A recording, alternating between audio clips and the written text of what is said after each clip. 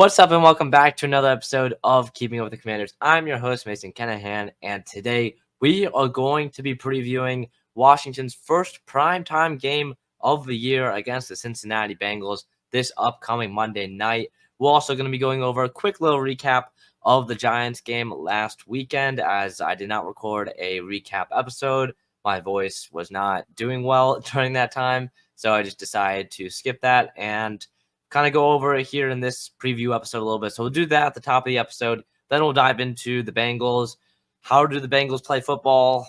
How can Washington stop the Bengals from playing football very well and stuff like that? So let's just jump right into or back into the second game of the season for the Washington Commanders, the very first game in the Northwest Stadium era, where the Washington Commanders beat the New York Giants 21-18 in a very unconventional win for the Washington Commanders, winning without scoring a touchdown.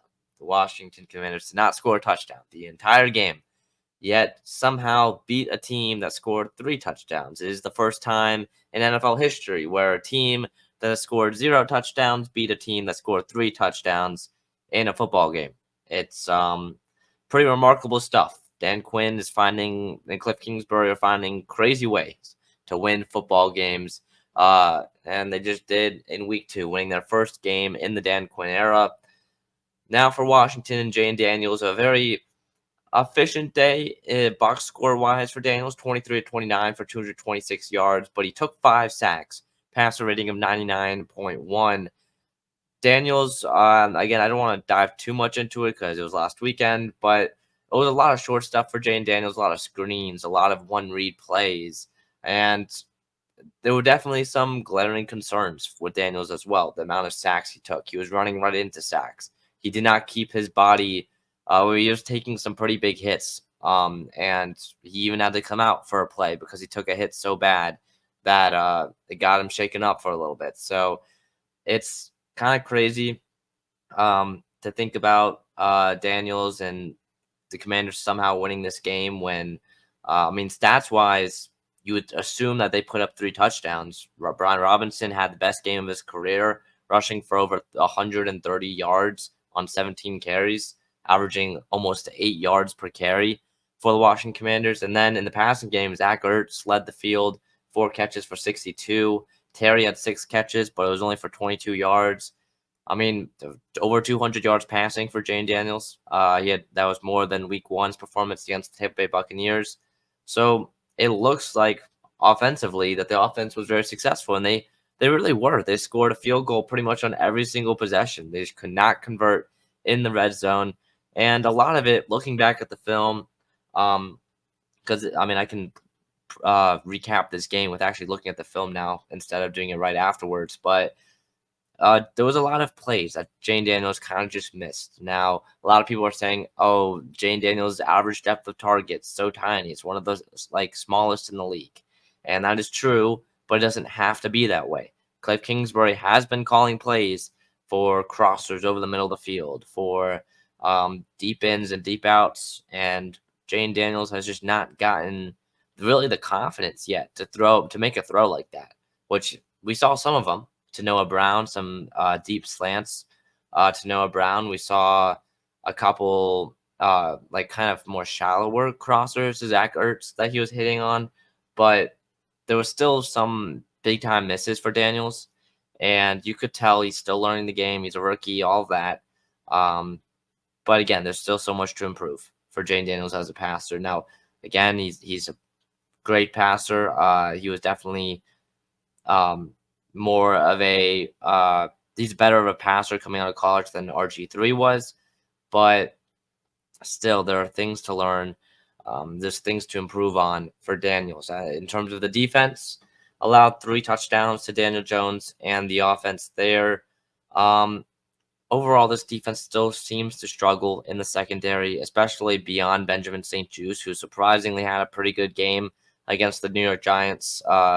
He never really lined up against Malik Neighbors that much. He kind of just stayed to one side, and then Neighbors stayed to the other side, where Neighbors was cooking Michael Davis and cooking Noah Igbenogany. Again, no Emmanuel Forbes in this game. He's out for the next couple of weeks, probably a little bit more than that. with a injury. So there's still some things to work on defensively, especially in the secondary. But overall, I mean, I guess a win is a win. A win is a win. That's all I'll say with this game. It was a 3-point win. It was a 3-point win, and they did not score a touchdown. It still is mind boggling to me how they won that game, because I do not know. But moving on to this week, because this week we've got Cincy. Cincy is a very good team, usually very good team last year, but this year they've struggled. We'll start with Jayden Daniels in the offense. How can Daniels, in his primetime debut on Monday, beat this Cincinnati defense led by Lou Anarumo as a defensive coordinator? How can this Kliff Kingsbury offense outclass Lou Anarumo and this defense? Well, just to start things off, the Bengals so far this year, 11th in yards per game allowed. They've only allowed 3 touchdowns this year as a defense. Second in passing yards allowed per game. This defense in the secondary, very good. We saw it last week against Patrick Mahomes. Cam Taylor-Britt had a very good game. We saw some of his comments earlier this week about Kliff Kingsbury. I think it was one of the Esquire Sports guys who said it on TikTok. But Cam Taylor-Britt, very nonchalant with his comments regarding Kliff Kingsbury and the way he runs an offense. So a little bit of some trash talk there from Cam Taylor-Britt, but again, he's having a great year so far. Like what I see out of him on the Bengals defense. Definitely want to be aware of him if you're Jayden Daniels. But the weakness so far with the Bengals defense is kind of a similar weakness to what it was last year, and that is the run game. If Kliff Kingsbury can run the ball against the Cincinnati Bengals defense, the Washington Commanders offense will be moving the ball pretty far deep down the field, as the Bengals 26th in rushing yards allowed per game, 25th in rushing EPA. Like, they are one of the worst run defense teams in all of the NFL right now. So ambulance goes by, but the way for this Kliff Kingsbury offense to attack this Bengals defense, I kind of like this matchup. One of the best rushing offenses in the league right now, going up against one of the worst rushing defenses in the league right now. I could see some ways that Kliff Kingsbury can exploit this Bengals defense, especially with the screens. Now, I've said it on Twitter. I've said it publicly. I don't think this offense is very sustainable throughout this entire season, but I still think for now, especially against a defense like this, Washington could have some success against this Bengals defense, especially with how they run their offense in terms of screen, which opens up the run game. Run game, of course, opening up kind of the quick game. So I like what I've seen out of this offense so far, especially in the run game. Again, Brian Robinson, one of the best games, if not the best game of his career last week against New York, going up against now one of the worst rushing defenses again against the Cincinnati Bengals. I like what I see. I like what I see in terms of what potentially Kliff Kingsbury can do with that Washington offense.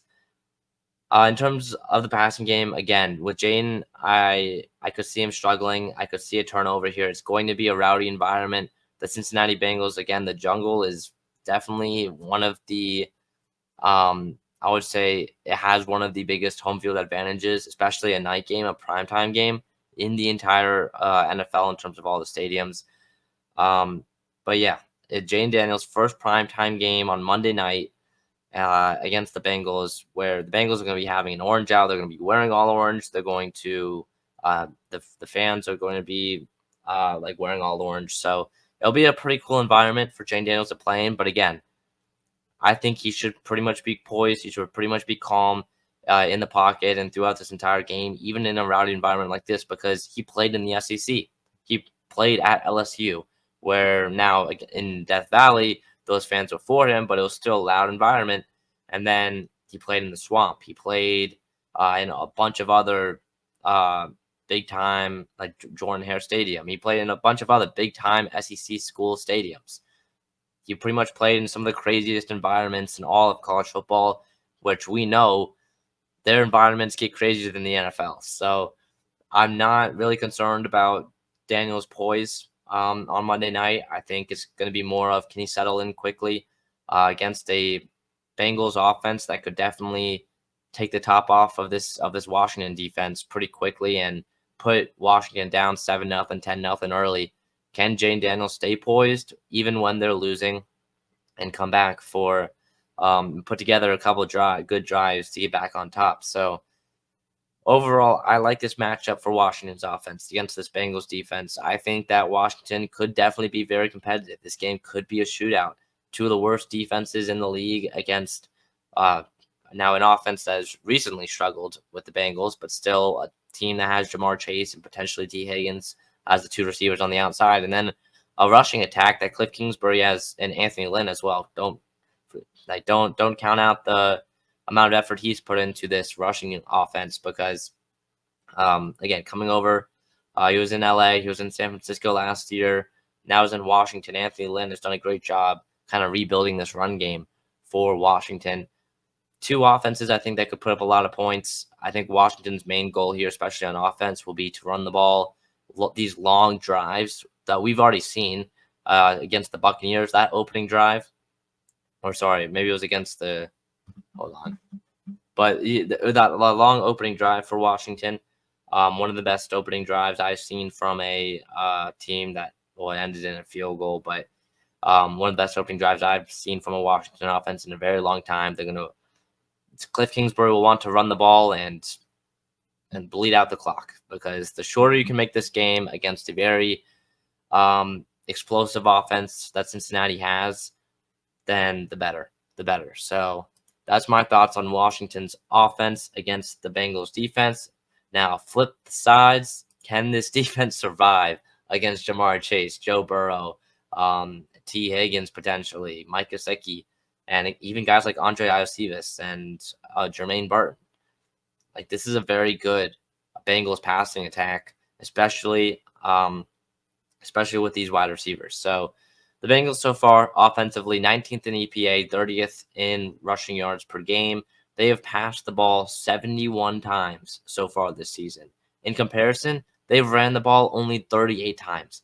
It's a very one-sided offense. They pass the ball a ton, one of the most in the entire league. And, I mean, for good reason, right? You have Jamar Chase on one side, and, I mean, they haven't even had T. Higgins back in the lineup. But if Higgins ends up playing on Monday, which will get his final status, I believe, on Saturday, so tomorrow, in terms of if he's going to be available or not, if I had to make a prediction, I would say he would be available, but we'll have to wait and see for that one. How can this Washington secondary, who has really struggled against some of these bigger wide receivers recently, Mike Evans, they struggled against, even a guy like Malik Neighbors, who's a little bit smaller, but still pretty speedy, they've really struggled against. Now you've got two superstar receivers, or potentially two superstar receivers you're going up against, but like I said, don't even count out a guy like Jermaine Burton as well, making some big plays. So how do you stop that? Well, Benjamin St-Juste is going to have the game of his life, really, against Jamar Chase. While on the other side, Michael Davis and Noah Benogany are really going to have to step up. Again, no Emmanuel Forbes for this week. Now practiced all week. He's out for a while now after getting surgery. This Bengals passing attack could do some damage pretty quickly. We have seen the safety struggle. Jeremy Chin, we've seen him struggle so far this year. Quan Martin's tackling has been inconsistent. Mike Sanders still has been a little bit inconsistent this year. Is it potentially time for a guy like Derek Forrest to be active for the first time this season? He's been inactive for the first two games. Forrest, who was a starter last year at the safety position, has been inactive for the first two games this year.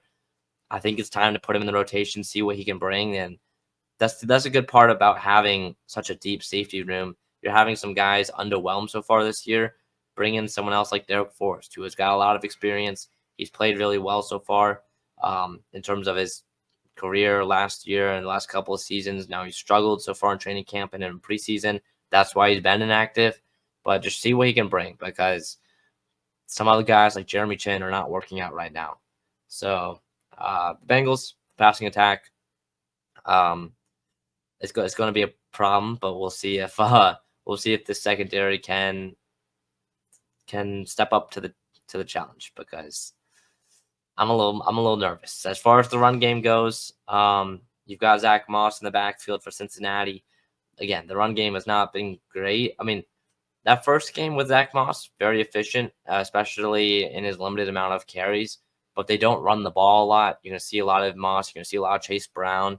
Like I mentioned, only 38 runs so far this year through two games. So we'll have to see about that. But yeah, that's kind of my thoughts. Again, these preview episodes are a little bit shorter than the recap episodes, but those are kind of my thoughts on the Cincinnati Bengals, what Washington needs to do to pick up a victory on Monday night, because it will be challenging.